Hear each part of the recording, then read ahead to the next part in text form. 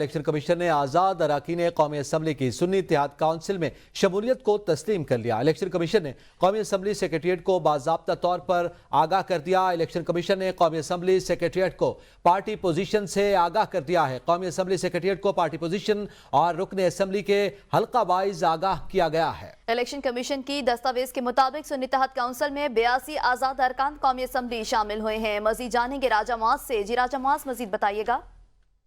جی بالکل، تحریک انصاف اور سنی اتحاد کونسل کے لیے ایک اچھی خبر آئی ہے الیکشن کمیشن کی جانب سے۔ الیکشن کمیشن نے جو آزاد اراکین تھے تحریک انصاف کے قومی اسمبلی میں سنی اتحاد کونسل میں انہیں شمولیت ان کی جو ہے وہ تسلیم کر لیا۔ الیکشن کمیشن نے قومی اسمبلی سیکریٹریٹ کو باضابطہ آگاہ کر دیا ہے۔ الیکشن کمیشن نے قومی اسمبلی سیکریٹریٹ کو پارٹی پوزیشن سے جو فہرست تھی وہ بھی دے دی گیا ہے، مکمل طور پر آگاہ کر دیا گیا الیکشن کمیشن کی جانب سے۔ قومی اسمبلی سیکریٹریٹ کو پارٹی پوزیشن اور رکن قومی اسمبلی کے ہر وائز جو ان کے نمبرز تھے، ان کے نشست تھے، اس سے بھی جاری کر دیا، بتا دیا ہے۔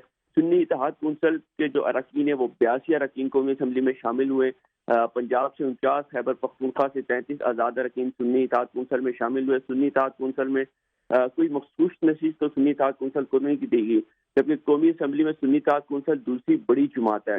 الیکشن کمیشن نے جو دستاویزات دیے اس میں مسلم لیگ نون کے 120، پیپلز پارٹی کے 71، قومی اسمبلی میں 7 اراکین آزاد ہیں۔ دستاویزات کے مطابق ایم کیو ایم کے 21، جے یو آئی ایف کے 11، کاف لیگ کے 5 اراکین جو دستاویزات کے مطابق جو جاری کیے گئے الیکشن کمیشن کی ان کی جانب سے ابھی قومی اسمبلی میں ہیں۔ جی بہت شکریہ راجہ معاذ۔